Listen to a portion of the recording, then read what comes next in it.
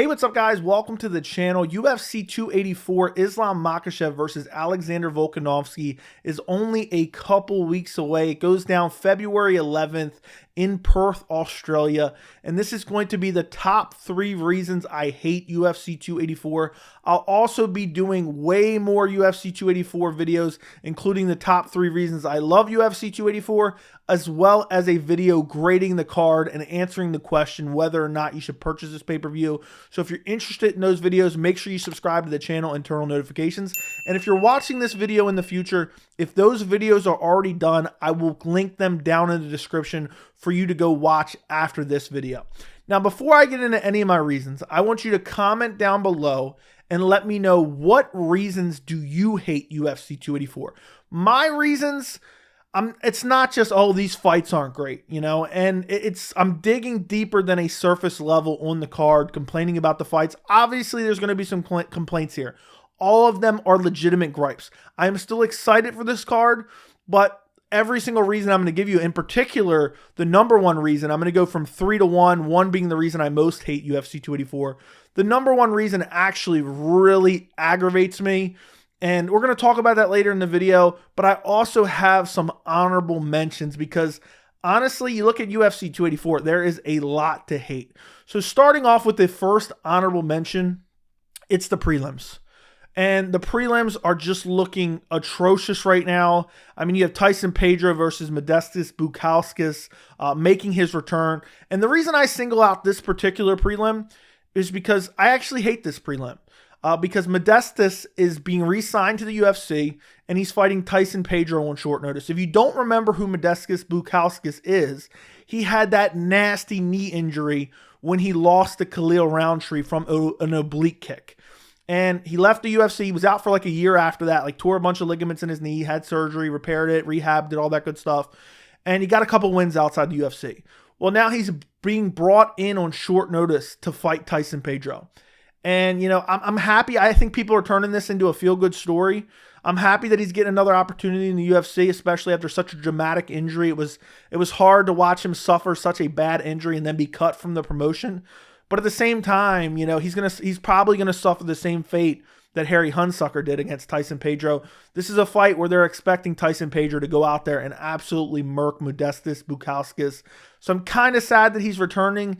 And you look at the rest of the prelims, I mean, it's not looking particularly good. I mean, Jack Jenkins, Don Shainis, Clayson Rodriguez versus Shannon Ross. There's nothing on the UFC 284 prelims that jumps out to me. It's not a very good card in terms of prelims. And, you know, we're used to having at least a decent, like, prelim headliner. It remains to be seen on this card. This card is not looking particularly good. And the other honorable mention that I have is Parker Porter is on the main card. In what universe? And it's going to be Justin Tafa versus Parker Porter, which, you know, I understand they want to get Justin Tafa, I guess, on the main card because, you know, of where he's from, and they're in Perth, Australia. But Parker Porter, he's 13-7, okay? I know, you know, maybe some people consider him the GOAT of MMA. Does not belong on the main card of a UFC pay-per-view. And I just think this is a terrible main card fight. It has no business being on the main card. You know, Parker Porter's on a 1-fight losing streak. He got absolutely dominated by Jailton Almeida. But, you know, it's still, even the wins he has aren't against the greatest competition. And the heavyweight division is really not that great. And this is just a fight where the UFC is expecting Parker Porter to go out there and get demolished by Justin Tafa. And I can't believe we're living in a world, you know, I know sometimes UFC's try to slip like Lauren Murphy on a main card like UFC 283, or, you know, they try to do Miesha Tate versus Lauren Murphy on UFC 276. But Parker Porter on the main card, in a card with such, you know, a main event where the UFC is saying this is a super fight, this is a massive fight, and they're putting Parker Porter on the main card of this pay-per-view. I think that is an absolute travesty. Moving on to the number 3 reason I hate UFC 284. And this almost was number 1, but then I found some other reasons that I was like, you know what? I think these make more sense. And for me, I hate UFC 284 more because of these reasons. So number 3 is the fact that this card was originally very, very good. And the number 3 reason is we lost Robert Whittaker versus Paulo Costa, as well as Kai Kara France versus Alex Perez. That was an amazing middleweight matchup between Whittaker and Costa, and an amazing flyweight matchup between Kara France and Perez. You know, that absolutely demolished the card. Those 2 fights were originally on the main card. After those 2 fights fell off, it was left bare bones. And I was really looking forward to that Whittaker-Costa matchup. The UFC announced it. Apparently, they never, had a contract with Paulo Costa. There was never a bout agreement in place. They announced the fight to essentially try to pressure Paulo Costa into taking the fight due to fan pressure. Obviously, Paulo Costa said, no, I'm not doing it. He said from the beginning, this fight is not signed. And it's just super disappointing because this was the original featured fight on the main card. And to go from that to Randy Brown versus Jack Della Maddalena, I mean, that's a massive drop off in terms of talent and skill level. And then you have Kai Kara France versus Alex Perez, a very meaningful fight within the flyweight division. I was really looking forward to this matchup. Kai Kara France just fought for an interim flyweight title back in, I believe it was August. And then you have Alex Perez, who's a former title challenger and a very good fighter. I think this fight got moved down the line. I don't remember exactly where it got moved to. But these were 2 massive hits to the card. Both of these fights were relevant to their divisions. Both of these fights had elite level fighters. And both of them were meaningful fights. And both of them had the legitimacy to become a super fan-friendly, exciting fight. Robert Whittaker versus Paulo Costa, as well as Kai Kara France versus Alex Perez. There was no doubt in my mind, no matter how the fight played out, they were both going to be exciting fights. So I'm super disappointed, and that's the number 3 reason I hate UFC 284. Moving on to the number 2 reason I hate UFC 284. And this might be a little bit of an unpopular one, but you guys may agree with me. You have to let me know down in the comments. The number 2 reason is that Josh Emmett is fighting for a UFC title. We have Yair Rodriguez versus Josh Emmett for the interim featherweight title. And to be honest, I personally think Josh Emmett lost his last 2 fights. Specifically, his last fight against Calvin Kattar back in June of 2022. I thought he clearly lost his fight. The majority of his strikes were landing on the arms of Calvin Kattar. I thought Calvin Kattar won. So, even not even going back to the Dan Ige fight just yet, just based off that, he shouldn't be fighting for a title.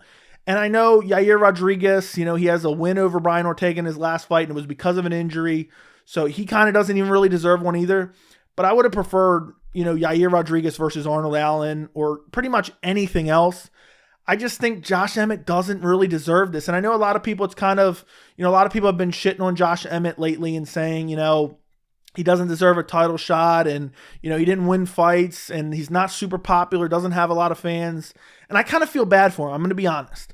But at the same time, I just find it hard to believe that he won that Calvin Kattar fight. And you go back to the Dan Ige fight. This one was razor close, okay? I'm not saying this was a robbery. You could easily give it to Josh Emmett. I personally scored it for Dan Ige.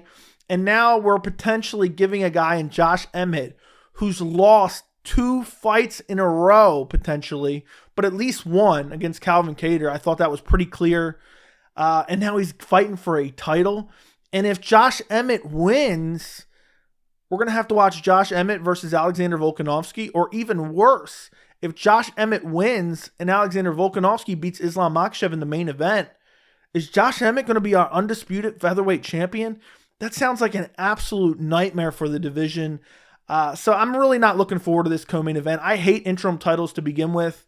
Volkanovski has stayed pretty active, but I think they literally just threw this interim title on the line just because you're like, oh, well, we have a perfect reason to because Islam is fighting Volk, and maybe Volk wins the lightweight title and never comes back down, similar to what Conor McGregor did years ago, where he beat Jose Aldo, then ended up fighting Eddie Alvarez, never relinquished the belt for a while, finally relinquished the belt because he never went back down. It's just super unfortunate. And, I really don't want to watch Josh Emmett potentially capture the UFC featherweight belt. Nothing against him personally. I know he's on a long win streak. I know if you just look at it on paper, he does deserve a title shot. But at the same time, I just can't stomach him fighting for an interim title against Yair Rodriguez. I would almost prefer pretty much any other matchup, Yair versus Arnold Allen, Yair versus Ilia Topuria even, rather than Josh Emmett getting a title shot when he, I really think he lost to Calvin Kattar. It was a split decision. I thought he clearly got outstruck, and I think the aggressiveness and landing on the forearms of Calvin Kattar is what won this fight for Josh Emmett. Moving on to the number one reason I hate UFC 284. This is the reason I most hate UFC 284. And this is kind of a combination of two reasons, really. But it is that Islam Makhachev or Alexander Volkanovski has to lose. And on top of that, Beneil Dariush may lose his title shot in the process. So first off, I combine these together just because if Volk wasn't fighting Islam for the title, the number one contender at lightweight would be Beneil Dariush. And I really want to see Islam Makhachev versus Beneil Dariush. In the meantime, Beneil Dariush may take another fight. There's rumors right now that the UFC is working on Beneil Dariush versus Charles Oliveira in May. Charles Oliveira is a former champion. Charles Oliveira may very well beat Beneil Dariush. Therefore, we may never see Islam Makhachev versus Beneil Dariush, and it's super unfortunate. Then on top of that, one of these guys has to lose, unless it's a draw, which is super unlikely. Islam Makhachev or Alexander Volkanovski has to lose. So if Islam Makhachev loses, now you have Volkanovski as a lightweight champ. Islam Makhachev, you have the featherweight division kind of held up. Is Volkanovski going to go back and fight the interim champ, or is he just going to relinquish that belt and fight at lightweight? And does Islam Makhachev get a rematch? And then you have a point where I would have liked to seen Islam Makhachev fight some of these contenders at lightweight, and instead he fights one of the top pound-for-pound fighters in the world in Alexander Volkanovski and loses right off the jump. And I understand that the UFC is marketing this as a super fight, and by my definition, it is a super fight because you have champion versus champion. But I would have rather seen both these guys fight contenders within their division, and once they kind of cleaned out those divisions, and I know Volkanovski's well on his way to doing it, and he does deserve this, but Islam just won the title against Charles Oliveira. I'd hate to see him lose it to Volkanovski before getting to fight some of those contenders and then really building up this matchup. And then on top of that, if Islam Makhachev defeats Volkanovski, you delegitimize Alexander Volkanovski a little bit. He's like the number one pound-for-pound fighter in the world right now. And if he loses to Islam, I understand it's in the lightweight weight class. It's in the 155-pound weight class. It's not at featherweight where he actually fights and where he's the legitimate champion right now. But at the same time, it's not the same level of dominance and the level of hype that you get when a guy just stays in his own division and keeps winning and winning and winning. I know, he can go back down to featherweight, no harm, no foul if he loses to Islam, but it'll just take that level of invincibility that Alexander Volkanovski has after, demolishing Max Holloway in the third fight, beating up Brian Ortega, destroying the Korean Zombie. Now he's went up to 55, lost to Islam Makhachev. That era of invincibility is kind of gone, and it kind of just lessens the impact of having Alexander Volkanovski as the featherweight champion, and I really hate to see that. I hate to see it, and I really don't want to see Alexander Volkanovski lose, but I think going up in weight, I know he was the backup for UFC 280, but trying to go up in weight so quickly, I don't feel like he can add the type of muscle mass he probably needs to compete with the size of Islam Makhachev. And now if he loses, and let's say Islam Makhachev dominates him in this fight, takes him down, controls him, beats him up, maybe submits him or finishes him somehow on the ground, it just kind of diminishes Alexander Volkanovski even when he goes back down to the featherweight weight class. And the same thing for Islam Makhachev. If Volkanovski beats him, and on top of that, if Islam loses, Volkanovski, the whole featherweight division's up in the air then, because Volkanovski now may stay at lightweight. I know he said he wants to defend both belts. How many times have we heard that before? That a champion's going to fight for another belt. Oh, I'll keep both divisions busy. It never happens.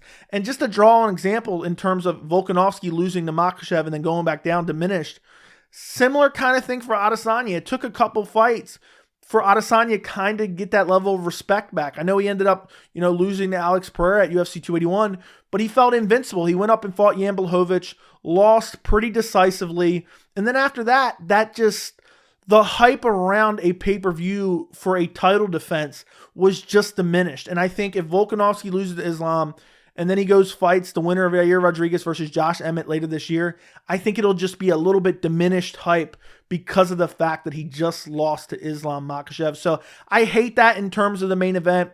I would have much rather seen Islam Makhachev versus Beneil Dariush and Volkanovski versus Yair Rodriguez or Josh Emmett, which, that I really kind of didn't want to see. But I would have much rather seen both of these guys continue to defend their titles within their respective divisions. And maybe 3 or 4 fights down the line, match these up. If Islam Makhachev goes out there, beats Beneil Dariush, let's say then he fights Rafael Fiziev, beats Rafael Fiziev, then let's say he fights Arman Sarukian. In the meantime, Volkanovski beats Josh Emmett, beats Jair, beats Arnold Allen. Imagine how much bigger this super fight would be at that point in time. So it's just a little bit disappointing to me all the way around. I'm still looking forward to the fight. I think it is a fun matchup. I think if anyone can beat Volkanovski or anyone can beat Islam, it could be Volkanovski. And if anybody can beat Volkanovski, it could be Islam. So it is a very important fight. You do have 2 champions going head-to-head.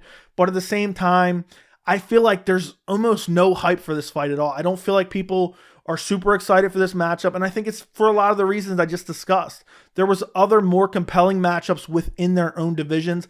I truly believe if UFC 284 was Islam Makhachev versus Beneil Dariush and Alexander Volkanovski versus Jair Rodriguez, I think there would be more hype for UFC 284 than there currently is. So let me know what you guys think down in the comments. Don't forget to like the video, and thank you so much for watching.